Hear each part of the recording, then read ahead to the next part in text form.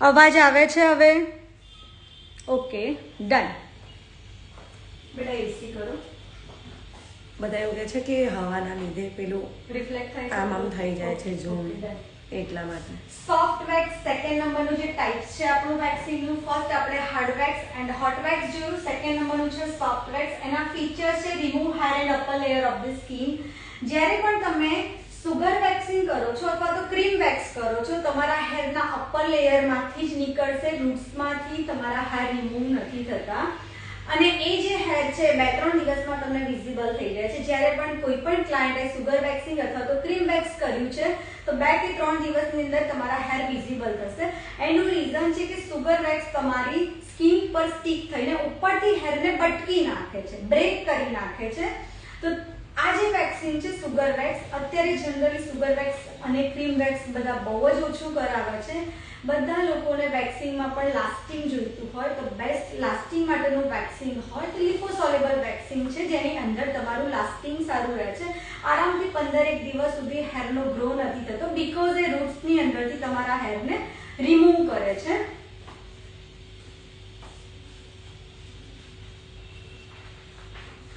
Soft wax જે છે એ larger area માટે બેસ્ટ છે, લાઈક તમારા હેન્ડ્સ છે, લેગ્સ છે.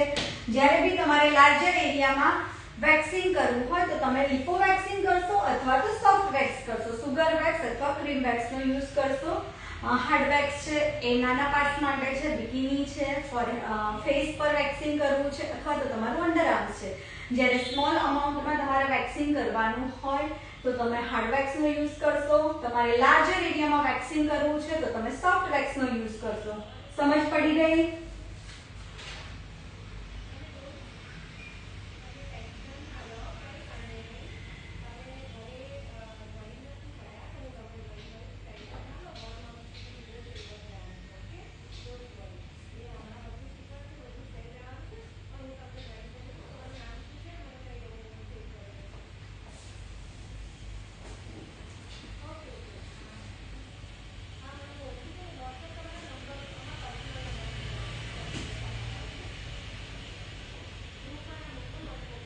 સુગર વેક્સ,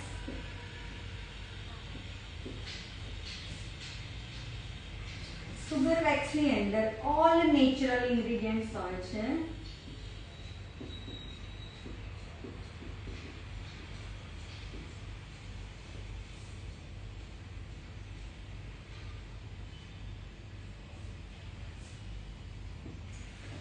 બેનિફિટ છે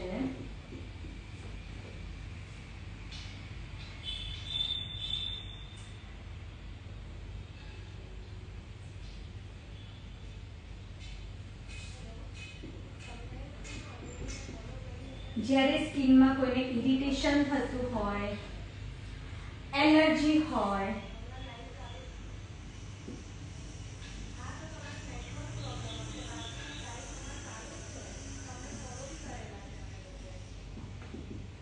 એલર્જી કે રિએક્શન હોય, જ્યારે પણ તમે સુગર વેક્સ ક્યારે કરી શકશો તો જ્યારે પણ કોઈ ક્લાયન્ટને એલર્જી થઈ છે અથવા તો ઇરિટેશન થતું હોય એવા ક્લાયન્ટને તમે સુગર વેક્સ કરવાનું કહી શકો છો, કારણ કે નેચરલ ઇન્ગ્રેડિયન્ટ્સમાંથી બનેલું છે તો એની કોઈ સાઇડ ઇફેક્ટ્સ નથી થતી. તો જ્યારે પણ ક્લાયન્ટને એવું છે કે એને સ્કિનમાં કોઈ એલર્જી થાય છે ત્યારે તમે એને સુગર વેક્સ સજેસ્ટ કરો કે તમે સુગર વેક્સ કરાવી લો, બીજી કોઈ એલર્જી નહીં થાય. ઓકે, જે એલોવેરા વેક્સ આવે છે સુગર વેક્સની અંદર, જે એલોવેરા વેક્સ છે એ નેચરલ છે. ઓકે,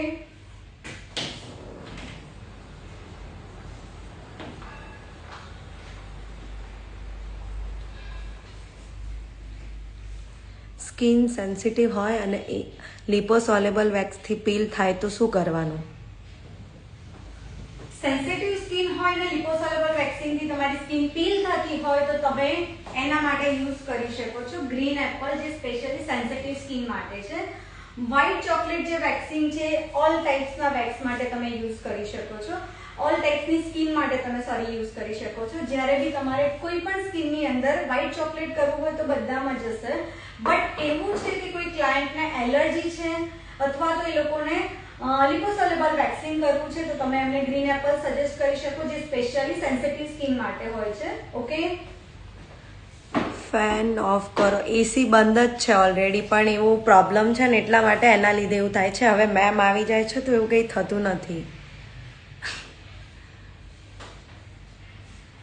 બ્રાન્ડ કઈ છે? યુનિક વેદા. ડિયર, હમણાં હું તમને જેટલી બી પ્રોડક્ટ્સ આજે આપણે યુઝ કરવાની છે બધી પ્રોડક્ટ્સ તમને શો કરીશ, તો ત્યારે તમને બધું સમજાવીશ, લખાવીશ પણ ખરા કે તમારે પરચેસ કરવું છે, કઈ બ્રાન્ડ્સનું લેવું છે. Okay,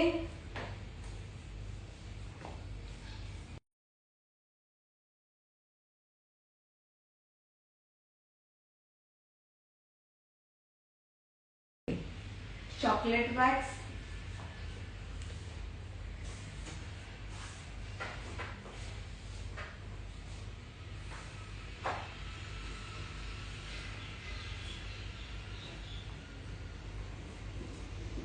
works for all skin type. Chocolate wax નો યુઝ તમે હરેક સ્કિન પર કરી શકો છો. દરેક સ્કિન પર ચોકલેટ વેક્સ તમે યુઝ કરી શકો છો. બટ યસ, સ્પેશિયલી કોઈની સ્કિન એવી છે કે જે લોકોને ચોકલેટ વેક્સ સૂટ નથી થતું, તો ત્યારે તમે યુઝ કરી શકો છો ગ્રીન એપલ, જે સ્પેશિયલી સેન્સિટિવ સ્કિન માટે છે. ઓકે,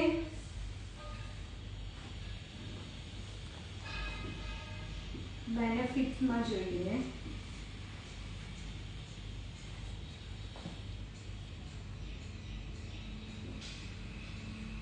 હાઇડ્રેટ સ્કિનને હાઇડ્રેટ કરે છે જે ચોકલેટ વેક્સ તમે યુઝ કરો છો એ, and minimize rashes and redness. Skin પરની જે રેડનેસ છે, રેસિસ થતા હોય એને મિનિમાઇઝ કરે છે, ઓછું કરે છે.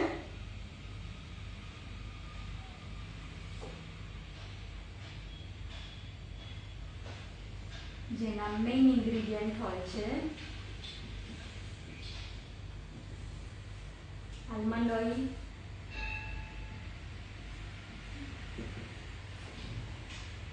સોયાબીન ઓઇલ,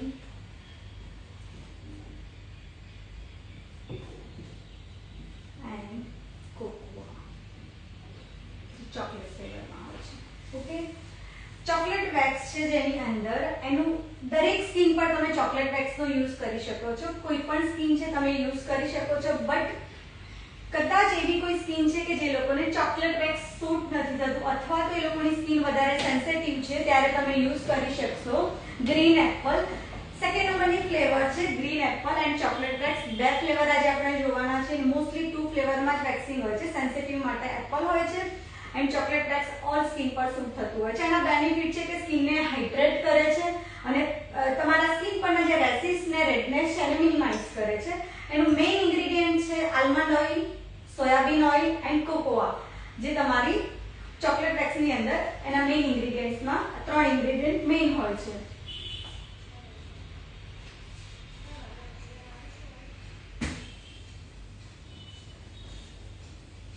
ડન, આટલા સુધી સમજ પડી ગઈ?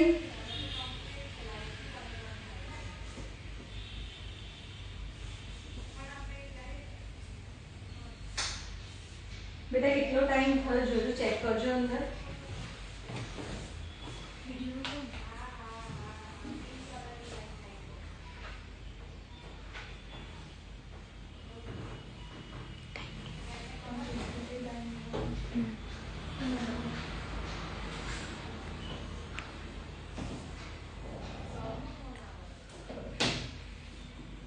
Benefits of vaccine.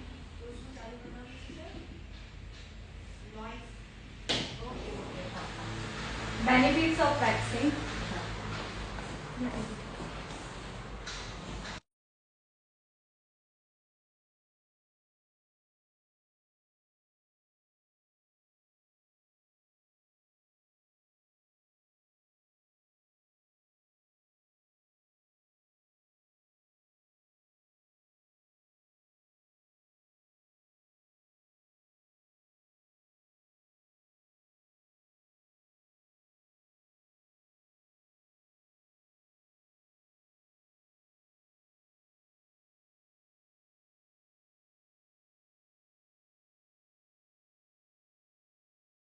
વેક્સિન પતી જવા દો.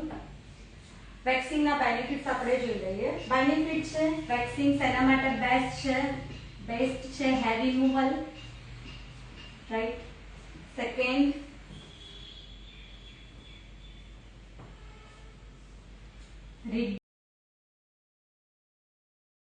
reduced ingrowth hair. તમે જોતા હશો ઘણા બધા લોકોને ઇનગ્રોથ હેર વધારે હોય છે, તો ઇનગ્રોથ હેરને પણ લિપોસોલ્યુબલ વેક્સિંગ રિમૂવ કરે છે. ડેડ સ્કિન રિમૂવલ માટે બેસ્ટ છે. ડેડ સ્કિન હોય તો લિપોસોલ્યુબલ વેક્સિંગ બેસ્ટ છે. Dead skin removal, tanning removal,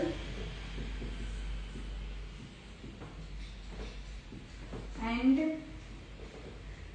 exfoliation.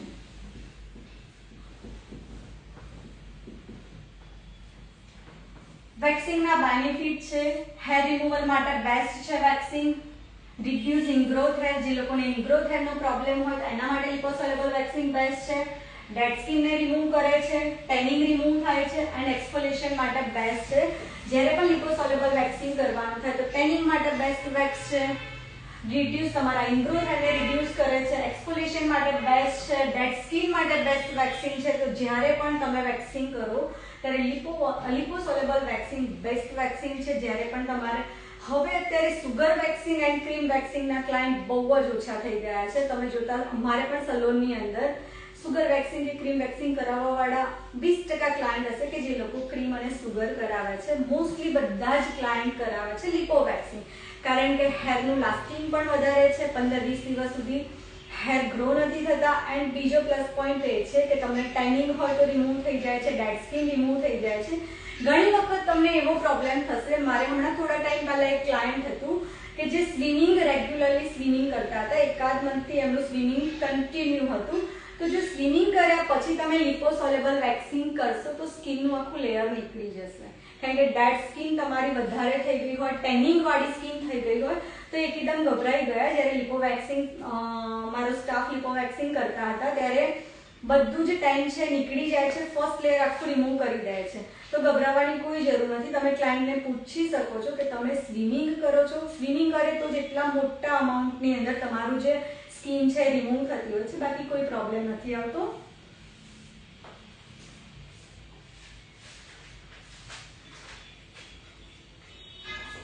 હવે આપણે કોન્ટ્રાઇન્ડિકેશન્સ જોઈએ વેક્સિંગના. બી કોન્ટ્રાઇન્ડિકેશન્સ હોય છે, દરેકને વેક્સિંગ ના કરી લેવું જોઈએ.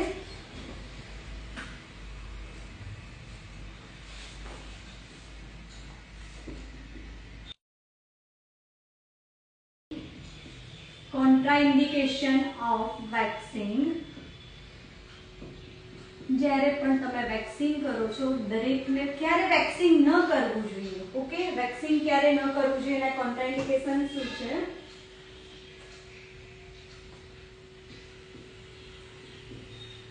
psoriasis, burns, recent chemical peels,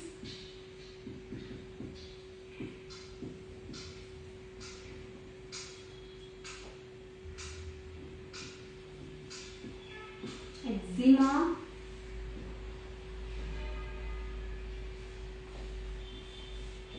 recent scars.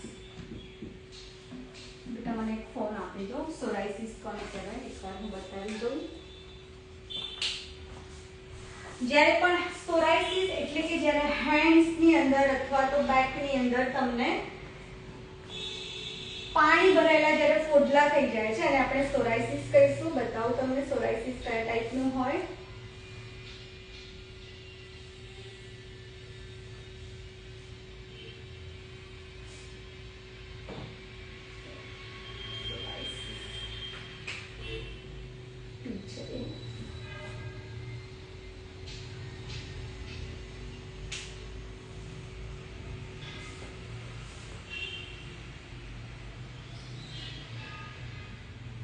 હેન્ડ્સની અંદર આ ટાઈપના પાણીથી ભરેલા જ્યારે ફોડલા થઈ જાય છે આ ટાઈપ્સમાં, અને આપણે સોરાઇસિસ કહીશું. આવા કંઈ પણ સ્કિન રિલેટેડ પ્રોબ્લેમ્સ હોય.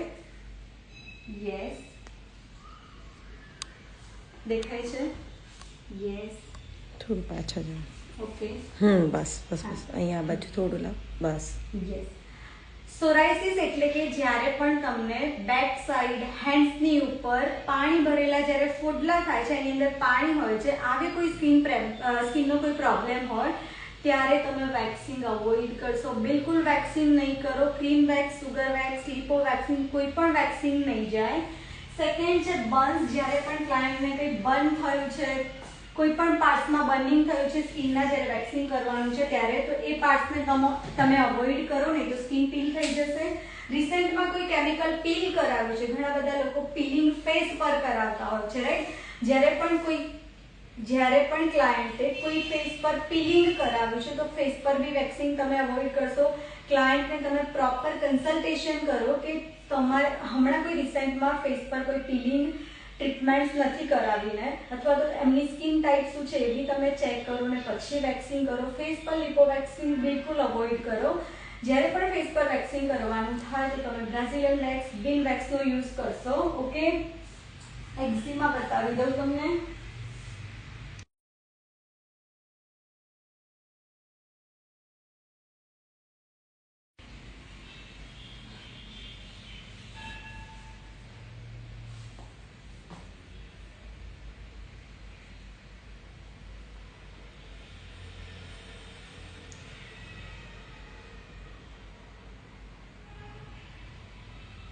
એક્ઝીમા એટલે એક પ્રકારનું ખરજવું કહી શકાય, દાદર કહી શકાય. આપણે ગુજરાતીમાં ખરજવું કહીએ છીએ, દાદર કહીએ છીએ. હેન્ડ્સની અંદર તમને આ ટાઈપ્સનો પ્રોબ્લેમ હોય જેને એક્ઝીમા આપણે કહીએ છીએ. જે ખરજવું, ઘણા લોકોને લેગ્સની અંદર ખરજવું હોય, ઘણા લોકોને હેન્ડ્સની અંદર ખરજવું હોય છે.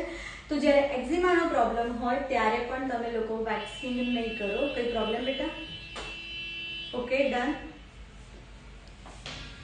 પરમનન્ટ હેર રિમૂવર ટ્રીટમેન્ટ ચાલતી હોય ત્યારે કરી શકાય? નહીં, પરમેનન્ટ હેર રિમૂવલ ટ્રીટમેન્ટ ચાલતી હોય એને ડેપિલરી કહેવાય. ડેપિલરી કહેવાય. આપણે જે વેક્સિંગ કરીએ છીએ એને ડેપિલરી વેક્સિંગ કહેવાય. તો વેક્સિંગની કોઈ ટ્રીટમેન્ટ ના કરી શકાય. જેને પરમેનન્ટ હેર રિમૂવલ ટ્રીટમેન્ટ ચાલતી હોય એને વેક્સિંગ બિલકુલ ના આપવું જોઈએ. ડેપિલરી કોઈ પણ તમારે કરવાની નથી. લાઈક તમારે વેક્સિંગ છે, થ્રેડિંગ છે, કાંઈ જ નથી કરવાનું. એને ઓલવેઝ લેઝર વડે તમે ક્લીન કરી દો.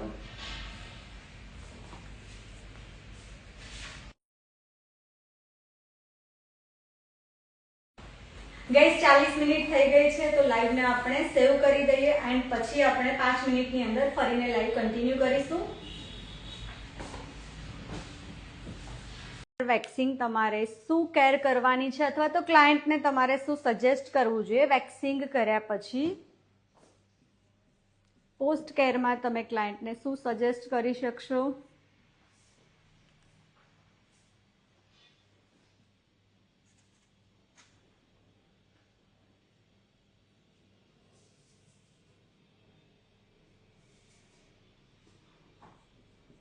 Avoid heat and friction. Waxing થઈ જાય પછી હીટને અવોઇડ કરવી જોઈએ. હીટ એન્ડ ફ્રિક્શન એટલે કે જે તમારી સ્કિનની જે ટ્રીટમેન્ટ હોય છે, સ્ટીમ છે, ટ્રીટમેન્ટ્સ છે, એને આપણે હીટ કહીશું. Avoid heat and friction. બધાને ક્લિયર અવાજ આવે છે ને હવે?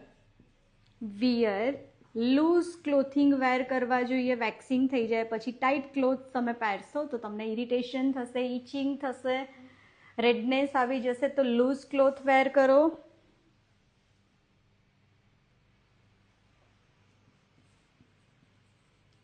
Keep the area clean and dry. જ્યાં પણ તમે વેક્સિંગ કર્યું છે એ એરિયાને ઓલવેઝ ક્લીન રાખો, ડ્રાય રાખો.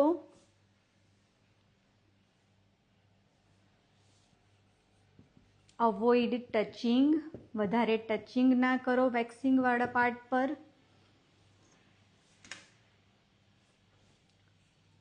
જેન્ટલી એક્સફોલિએટ. જ્યારે પણ તમારે એક્સફોલિએશન કરવું હોય ત્યારે બહુ જ જેન્ટલી કરો, એકદમ સ્મૂધ હેન્ડ્સથી કરો, પ્રેશર વધારે ના આપો. Regularly moisturize. સ્કિનને મોઇશ્ચરાઇઝ રાખો રેગ્યુલર વેક્સિંગ પછી. એવોઇડ હાર્શ પ્રોડક્ટ, કોઈ પણ હાર્શ પ્રોડક્ટ્સ તમે અવોઇડ કરો આફ્ટર વેક્સિંગ.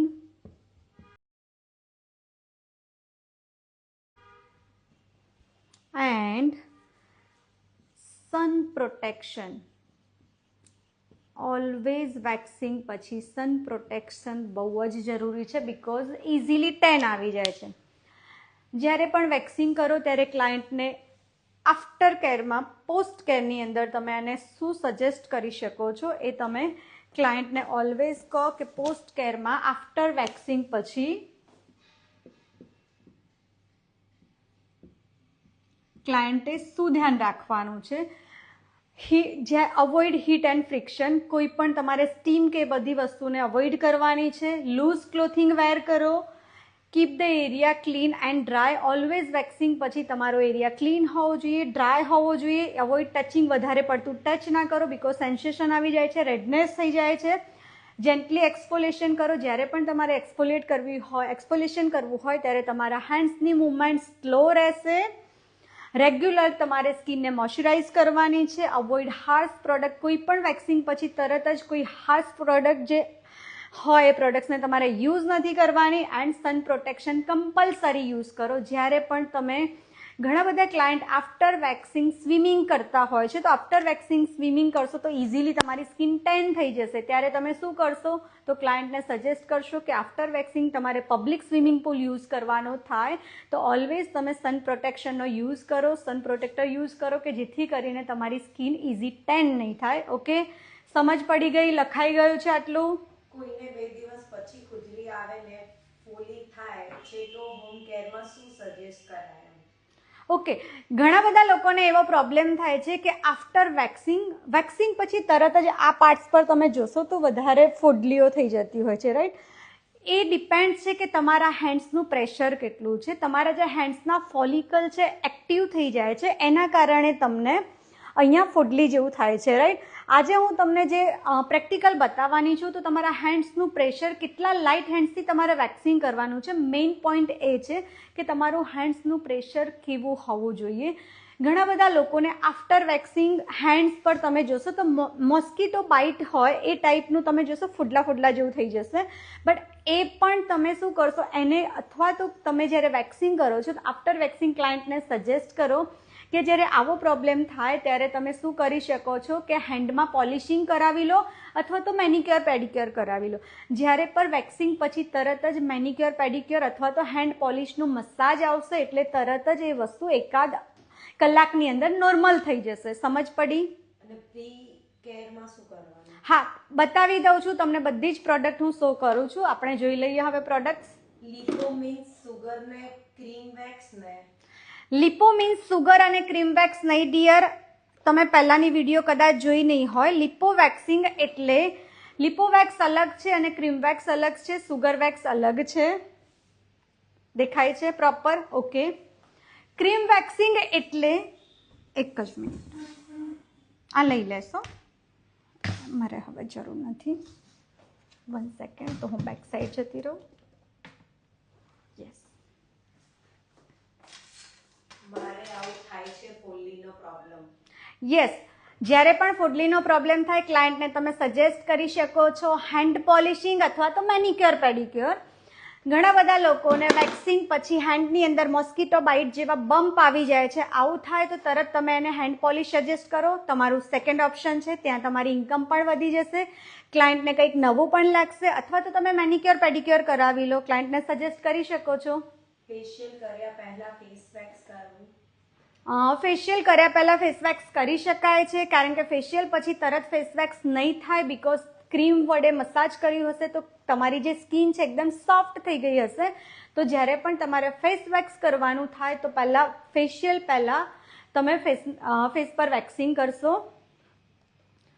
ક્રીમ વેક્સ અને સુગર વેક્સ અલગ છે. ક્રીમ અને સુગર છે એ વોટર સાથે ગોલાઈને બનેલું છે, એનું લાસ્ટિંગ વધારે નથી. 2 થી 3 દિવસની અંદર અથવા તો 4 દિવસની અંદર તમારા હેર આવી જાય છે, રિગ્રોથ જલ્દી આવી જાય છે.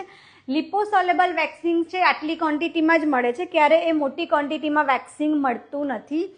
મારી પાસે હું લિપોસોલેબલ વેક્સિંગ યુઝ કરું છું યુનિક વેદાનું. તમને લોકોને પણ હું આ વેક્સિંગ સજેસ્ટ કરું છું કે જેને પણ લિપોસોલેબલ વેક્સિંગ પરચેસ કરવું છે, યુનિક વેદાનું વેક્સિંગ બેસ્ટ વેક્સ છે. 2 ટાઈપ્સના વેક્સિંગ આવે છે લિપોસોલેબલ વેક્સિંગમાં યુનિક વેદામાં. એક છે વ્હાઇટ ચોકલેટ અને એક છે green Apple. White chocolate all skin પર તમે યુઝ કરી શકશો, જ્યારે ગ્રીન એપલ છે સેન્સિટિવ સ્કિન માટે બેસ્ટ વેક્સ છે. આની ક્વોન્ટિટી છે 800 ml છે. 800 ml ની અંદર જ લિપો વેક્સિંગ આવે છે, જ્યારે સુગર વેક્સ અને ક્રીમ વેક્સ છે 5 kgમાં 3 kgમાં બલ્કની ક્વોન્ટિટીમાં તમારે લેવું હોય તો એ મોટા ડબ્બામાં પણ અવેલેબલ હોય છે. જ્યારે લિપો વેક્સિંગ છે એનું રીઝન છે કે લિપો વેક્સિંગને તમારે ક્યારે હેન્ડ્સ વડે નથી નીકાળવાનું. લિપો વેક્સિંગ છે એનું મશીનની અંદર તમારે આખું ટીન મૂકવાનું હોય છે, રાઈટ. કોઈ પણ મશીન છે એને ગરમ કરવા માટે આ ટીન જ આપણે મૂકવાનું છે, કારણ કે લિપો વેક્સિંગ સ્ટીક છે તો મશીનની અંદર આપણે આખું ટીન ગરમ કરવા મૂકવાનું હોય છે. તો આની ક્વોન્ટિટી ઓલવેઝ 800 ml ની અંદર જ અવેલેબલ હોય છે. 800 ml જ મળે છે, કોઈ મોટી ક્વોન્ટિટીમાં આ વેક્સ મળતું નથી. પ્રાઇસ શું છે? ડિયર મને રેટ એક્ઝેક્ટ આઈડિયા નથી. હું તમને એની જે MRP છે 1100 લખેલી છે, બટ હું પૂછીને કહીશ તમને કંઈ ડિસ્કાઉન્ટ કે એવું કંઈ હશે તો હું તમને ગ્રુપમાં મેસેજ કરી દઈશ. ઓકે, કે લિપોસોલેબલ વેક્સિંગમાં તમારે યુનિક વેદાનું વેક્સિંગ પરચેસ કરવું છે તો તમને શું રેટમાં પડે છે હું તમને સાંજે કદાચ બતાવું. એમને પૂછીને મને આઈડિયા નથી એક્ઝેક્ટ રેટ શું છે, બિકોઝ મારે બલ્કમાં લેવાનું હોય છે એટલા માટે. ક્લાયન્ટ પાસે વેક્સિંગની પ્રાઇસ શું લેવાની? યસ, વેક્સિંગની પ્રાઇસ તમે તમારા એરિયા અકોર્ડિંગ રાખી શકો છો, બિકોઝ તમારો એરિયા કઈ બાજુ છે, ક્લાયન્ટ આ વેક્સિંગ કરવા માટે અફોર્ડ કરી શકે છે કે નહીં એ પણ મેઇન છે. હું મારા સલોનની અંદર 350 રેટ લઉં છું. ઘણા બધા લોકો 450 પણ લે છે, 500 પણ લે છે, બટ એ ડિપેન્ડ્સ છે કે તમારો એરિયા કેવો છે, ક્લાયન્ટ તમને એટલું પે કરે છે કે નથી કરતા. બટ યસ, તમે 200 રૂપીઝ બી ચાર્જ લો તો પણ તમને નુકસાન નથી, 250 રૂપીઝ ચાર્જ લેશો તો પણ તમને નુકસાન નથી, 350 લેશો તો પણ તમને નુકસાન નથી. એનું રીઝન છે કે તમને જે ડબ્બો કેટલામાં પડે છે એના પરથી તમે કેટલા ક્લાયન્ટ કરી શકો છો. એક ક્લાયન્ટ પર તમે કેટલી ક્વોન્ટિટીમાં અથવા તો કેટલું વેક્સિંગ તમે એક ડબ્બામાંથી કેટલા ક્લાયન્ટ અટેન્ડ કરી શકો છો એ તમે માર્જિન તમે નીકાળી શકો છો તમારી જાતે, કે ડબ્બો મને આટલામાં પડે છે, 10 ક્લાયન્ટ હું આમાંથી અટેન્ડ કરી શકું છું. એ પછી તમે તમારો રેટ નક્કી કરી શકો છો. જ્યારે પણ લિપો વેક્સિંગ કરવાનું થાય તો એના પહેલાં તમે સૌથી પહેલાં યુઝ કરશો ક્લાયન્ટને પ્રી વેક્સિંગ જેલ. ઓલવેઝ લિપોસોલેબલ વેક્સિંગની અંદર કમ્પલસરી પ્રી વેક્સિંગ જેલ તમારે એપ્લાય કરવાની છે, પાવડર નહીં. ઘણા બધા લોકો લિપોસોલેબલ વેક્સિંગની અંદર પાવડર યુઝ કરે છે. પાવડર જે છે એ ક્રીમ વેક્સ અને સુગર વેક્સમાં જ યુઝ કરવાનો છે. લિપોસોલેબલ વેક્સિંગની અંદર તમારે યુઝ કરવાની છે પ્રી વેક્સિંગ જેલ. સૌથી પહેલાં આપણે પ્રી વેક્સિંગ જેલ એપ્લાય કરીશું. એક કુલિંગ ઇફેક્ટ આપે છે. સ્કિન સેન્સિટિવ સ્કિન છે તો પણ બેસ્ટ છે, કુલિંગ ઇફેક્ટ માટે બેસ્ટ છે, રેડનેસ ઓછી કરે છે. એના માટે પ્રી વેક્સિંગ જેલ તમારી પાસે લિપોવેક્સ કરતા હોય તો કમ્પલસરી હોવી જોઈએ. આફ્ટર વેક્સિંગ ક્લાયન્ટ્સને તમે જ્યારે પણ વેક્સિંગ તમારું કમ્પ્લીટ થઈ જાય છે, ઘણી વખત વેક્સ કરતાં કરતાં સ્ટીકી ફીલ થાય છે તમને, કારણ કે વોટર વડે રિમૂવ નથી થવાનું. ત્યારે તમારે કમ્પલસરી તમારું વેક્સિંગ કમ્પ્લીટ થાય એટલે ફૂલ હેન્ડ્સ, ફૂલ લેગ્સ કે હાફ લેગ્સ અથવા તો અંડર આર્મ્સની અંદર ઓઇલ એપ્લાય કરવાનું છે. ઓઇલ એ તમારા વેક્સને ઇઝી રિમૂવ કરશે. તમને ક્યાંય પણ રહી ગયું છે અથવા તો સ્ટિકનેસ ફીલ થાય છે તો તમે હેન્ડ્સ અને લેગ્સ અથવા તો અંડર આર્મ્સ જ્યાં પણ તમે લિપો વેક્સિંગ કર્યું છે ત્યાં તમે કમ્પલસરી ઓઇલ લાસ્ટમાં તમારે એપ્લાય કરવાનું છે. ઓકે, ઓઇલ પણ તમારી પાસે હોવું જોઈએ. લિપોસોલેબલ વેક્સિંગ કરતા હોય તો ઓઇલ એન્ડ જેલ બંને કમ્પલસરી તમારી પાસે હોવા જોઈએ. બંને મારી પાસે યુનિક વેદાના છે એન્ડ રિઝનેબલ રેટ છે. ઓકે, એક વખત પરચેસ કરશો તો ઘણું બધું ચાલે છે. બ્રાઝિલિયન વેક્સમાં પણ જેલ એપ્લાય કરવાનું હોય છે ને? બ્રાઝિલિયન વેક્સની અંદર તમે જેલ એપ્લાય કરી શકો છો તો પણ ચાલે ને પાવડર કરો તો પણ વાંધો નથી આવતો. હું પાવડર પણ કરું છું ને જેલ પણ કરું છું, બંને ચાલે છે. આફ્ટર વેક્સ પછી કોકોનટ ઓઇલ પણ યુઝ કરાય? યસ, કોઈ પણ ઓઇલ ચાલે ડિયર, બટ આ કોકોનટ ઓઇલ થોડું સ્ટીકી હોય છે, રાઈટ. આ જે ઓઇલ છે એકદમ પતલું છે, તમે જો એકદમ પતલું ઓઇલ છે, તમને સ્ટીકી નહીં લાગે. બીન વેક્સ કઈ રીતે કરવાનું? બિન વેક્સ ડિયર, બિન વેક્સ માટેનો ટોપિક થોડો મોટો છે. બિન વેક્સિંગ આપણે નેક્સ્ટ જ્યારે બી મારા ક્લાસ આવે ત્યારે તમે ક્લાસને જોઈન કરજો, બિકોઝ આની અંદર આપણું લિપોસોલેબલ વેક્સિંગ જ છે.